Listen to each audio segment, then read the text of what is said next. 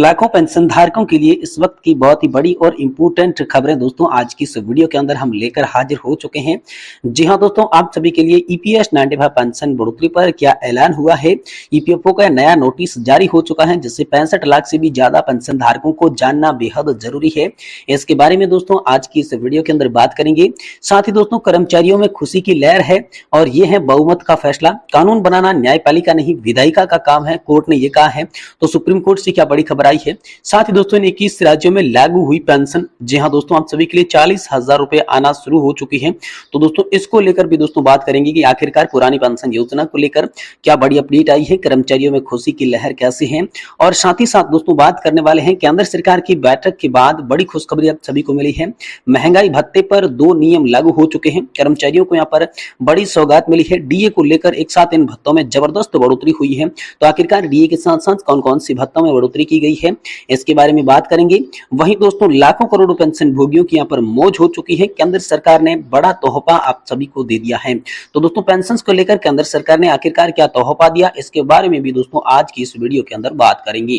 साथ ही दोस्तों बकाया एरियर को लेकर, बकाया डीए राशि को लेकर किस दिन आखिर आप सभी को लाभ मिलेगा, केंद्र सरकार की कर्मचारियों का महंगाई भत्ता और साथ ही साथ दोस्तों डीए में 4% की बढ़ोतरी तय हो चुकी है। केंद्र सरकार के कर्मचारियों के लिए डबल खुशखबरी है। जी हाँ दोस्तों, 8वें वेतन आयोग को सरकार ने यहाँ पर मंजूरी किस दिन देनी है, इसके बारे में, साथ ही साथ डीए बढ़ोतरी को लेकर जो बड़ा अपडेट है इसके बारे में भी बात करेंगे। साथ ही दोस्तों पेंशन भोगियों की 4 सूत्रीय मांगों को लेकर बड़ी अपडेट आ रही है। 7,500 प्लस डीए के साथ साथ मेडिकल की सुविधा, साथ ही हायर पेंशन का ऑप्शन और सुप्रीम कोर्ट का फैसला सुचारू रूप से लागू करें, इसको लेकर जो अपडेट है वो भी दोस्तों आज की इस वीडियो में आप सभी को देने की कोशिश करेंगे। इसी के साथ बात करेंगे राष्ट्रीय संघर्ष समिति के द्वारा आप सभी के लिए राष्ट्रव्यापी कार्यक्रम का एक बड़ा नोट जारी कर दिया जा चुका है। तो इसके बारे में भी आज की इस वीडियो के अंदर बात करेंगे। यानी कि पेंशन और पेंशन से जुड़ी तमाम बड़ी खबरों को इस वीडियो के अंदर जानेंगे। इसलिए आपसे निवेदन रहेगा कि दोस्तों वीडियो को आप लास्ट तक जरूर देखिएगा। देखिए दोस्तों, सबसे पहले और बड़ी खबर की बात करें तो दोस्तों पेंशन बढ़ोतरी को लेकर हाल फिलहाल में आप सभी के लिए यहाँ पर जो है 65 लाख से भी ज्यादा पेंशन धारकों की मांग जो रहती थी, इस पेंशन बढ़ोतरी को लेकर बड़ा अपडेट आया है। हाल फिलहाल में कर्मचारी भविष्य निधि संगठन ने नया नोटिस जारी किया है जिसमें दोस्तों यहाँ पर पेंशन बढ़ोतरी 7,500, साथ ही 5,000 रुपए और 9,000 रुपए की पेंशन को लेकर बड़ा खुलासा आप सभी के लिए कर दिया जा चुका है। 3 तरीके की आप सभी को पेंशन मिलेगी। जी हाँ दोस्तों, न्यूनतम पेंशन यहाँ पर 7,500 की मांग हो रही थी, लेकिन न्यूनतम पेंशन आप सभी के लिए 3,000 रुपए तय हो सकती है। इसको लेकर दोस्तों ईपीएफओ ने यहाँ पर आप सभी के लिए संकेत दिए हैं। नोटिस के अंदर ये बात जारी की गई है। साथ ही दोस्तों यहाँ पर केंद्र सरकार पर भी पेंशन बढ़ोतरी को लेकर लगातार सरकारी कर्मचारी और ईपीएस 95 पेंशन धारक जो थी वो यहाँ पर दबाव बना रहे थे। इसी को लेकर दोस्तों कहा यह जा रहा है कि लोकसभा चुनाव का जैसे ही माहौल खत्म हो जाता है, जिसके बाद आप सभी को बड़ी खुशखबरी मिलेगी। पेंशन बढ़ोतरी का दोस्तों आप सभी को तोहफा जो है 65 लाख से भी ज्यादा पेंशन धारकों को अब जो है लोकसभा चुनाव के बाद मिलने जा रहा है। इसको लेकर दोस्तों आप सभी के लिए हाल फिलहाल में बड़ी खबर निकलकर सामने आ चुकी है। साथ ही साथ दोस्तों कर्मचारियों के लिए खुशी की लहर है। जी दोस्तों, बहुमत का बड़ा फैसला सभी के लिए पेंशन को लेकर निकल कर आया, जिसमें दोस्तों हाल फिलहाल में कोर्ट की तरफ से भी बड़ा अपडेट आया है कि कानून बनाना न्यायपालिका का नहीं विधायिका का काम है। ऐसा दोस्तों यहाँ पर आदेश को सुप्रीम कोर्ट ने जारी किया है। जी दोस्तों, सुप्रीम कोर्ट ने विशेष विडंबन अधिनियम के तहत समलैंगिक विवाहों के साथ साथ जो है पेंशन के मुद्दे को एक बार फिर से उठाया, जिसमें दोस्तों सरकार को फटकार भी लगा दी जा चुकी है। जी दोस्तों, जिसमें कहा है कि सुप्रीम कोर्ट के निर्णय में सरकार किसी भी प्रकार का फेरबदल नहीं कर सकती, आनाकानी नहीं कर सकती।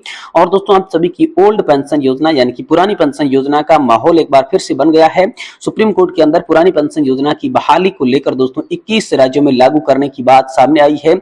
हाल फिलहाल में ये जो केस है कोर्ट के अंदर पेंडिंग चल रहा है, इस पर कोई फैसला नहीं आया है, लेकिन आप सभी के लिए जो है 40,000 रुपए तक की पेंशन जो है वो उच्च अधिकारियों को ओल्ड पेंशन योजना के तहत मिलेगी, जो कि 21 राज्यों में लागू करने की बात यहाँ पर निकलकर सामने आ रही है।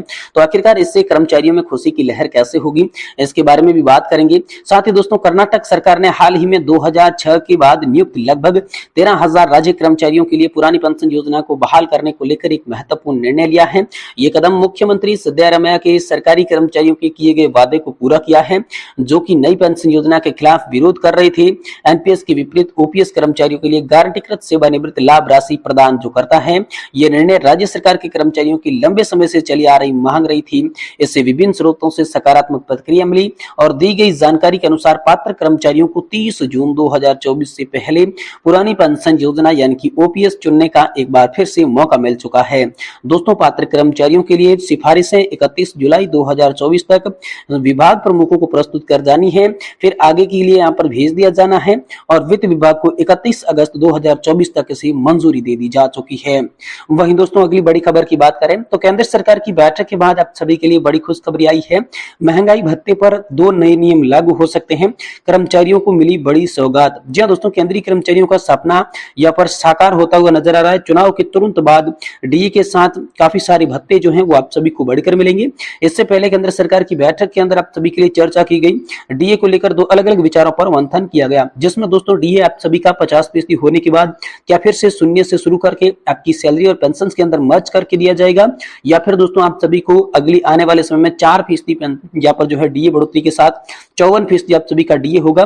इसके बारे में दोस्तों बैठक के अंदर चर्चा की गई, लेकिन दोस्तों अंतिम निष्कर्ष इसके बारे में कुछ भी नहीं निकला है। तो दोस्तों यहाँ पर जो है चुनाव के बाद दोस्तों यहाँ पर सरकार आप सभी के लिए डीए के साथ साथ जो एचआरए है, टीए है, साथ ही शैक्षणिक भत्ता है, यहाँ पर जो है अलग अलग तरह के जो भत्ते मिलते हैं उसमें भी बढ़ोतरी कर सकती है, ऐसा दोस्तों अपडेट सामने आ रहा है। वही दोस्तों अगली बड़ी अपडेट की बात करें तो दोस्तों करोड़ों पेंशन भोगियों की हो गई है मौज, केंद्र सरकार ने दिया है बड़ा तोहफा। तो आखिरकार केंद्र सरकार ने पेंशन धारकों को क्या तोहफा दिया, चलिए इसके बारे में बात करते हैं। दोस्तों केंद्र सरकार ने पेंशन भोगियों की मौज कराते हुए बड़ा तोहफा दिया है। आपको बता दें कि देश के अंदर लाखों करोड़ पेंशन भोगियों को अपनी पेंशन के बारे में जरूरी जानकारी प्राप्त करने में समस्याओं का सामना करना पड़ता है, और इतना ही नहीं दोस्तों कई बार तकनीकी कारणों के कारण पेंशन भोगियों की पेंशन भी रुक जाती है।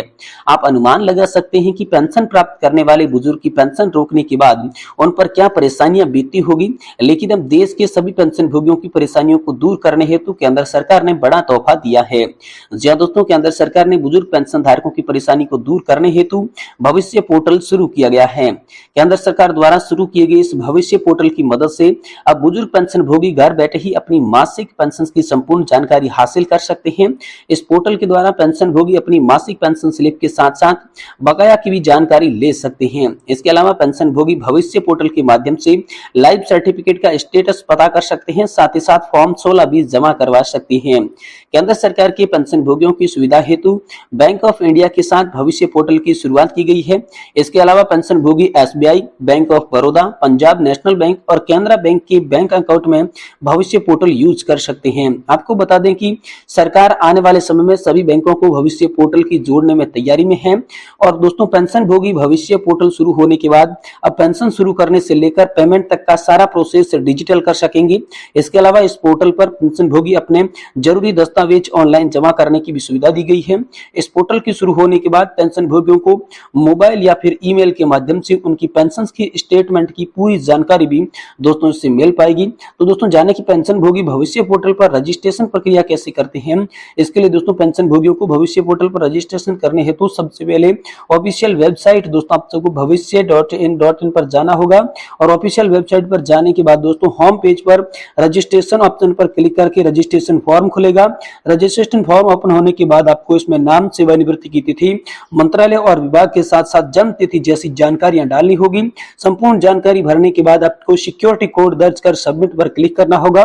आपको बता दें कि भविष्य पोर्टल पर रजिस्ट्रेशन करने हेतु आपके पास निवास प्रमाण पत्र, आय प्रमाण पत्र, बैंक खाता डिटेल, पासपोर्ट साइज फोटो, आधार कार्ड, जन्म प्रमाण पत्र, ईमेल आईडी और पैन कार्ड जैसे दस्तावेज होने आवश्यक है दोस्तों। तभी आप जो है यहाँ पर भविष्य पोर्टल पर लॉगिन कर पाएंगे और पेंशन से जुड़ी सारी समस्या आप सभी की यहाँ पर भविष्य पोर्टल पर लॉगिन होने के बाद दूर कर दी जाएगी। ये दोस्तों हाल फिलहाल में केंद्र सरकार ने सभी पेंशन भोगियों को बड़ा तोहफा दे दिया है।